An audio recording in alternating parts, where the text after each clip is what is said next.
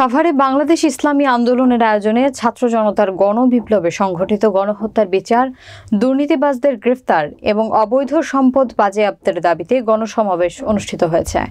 সাভার নিজস্ব প্রতিনিধি কাজী দেলোয়ার হোসেনের প্রতিবেদনে দেখুন বিস্তারিত। শুক্রবার বিকাল ৩টার দিকে সাভার মডেল মসজিদ চত্বরে এই গণসমাবেশ অনুষ্ঠিত হয়।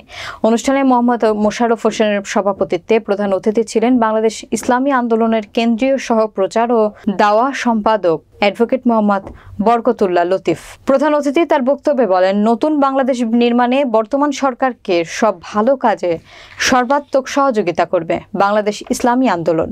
ছাত্র জনতার গণবিপ্লবের পর পরাজিত ফ্যাসিস্ট শক্তি একের পর এক দেশ বিরোধী ষড়যন্ত্র করে যাচ্ছে। তারই ধারাবাহিকতায় সাভার, আশুলিয়া, গাজীপুর বিভিন্ন কলকারখানা, গার্মেন্টসের শ্রমিকদের নিয়ে যে চক্রান্ত শুরু হয়েছে তা সফল হবে না।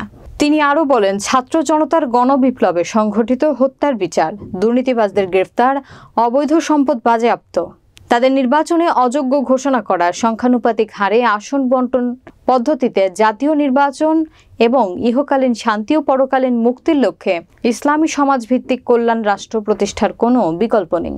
এ সময় বিশেষ অতিথি হিসেবে উপস্থিত ছিলেন ঢাকা জেলা উত্তরের সভাপতি আলহাজ ফারুক খান। এছাড়াও উপস্থিত ছিলেন এম মাহফুজ হুসাইন, কারি ইব্রাহিম, মোহাম্মদ ইমাম হোসেন জহির সহ বিভিন্ন নেতাকর্মীরা।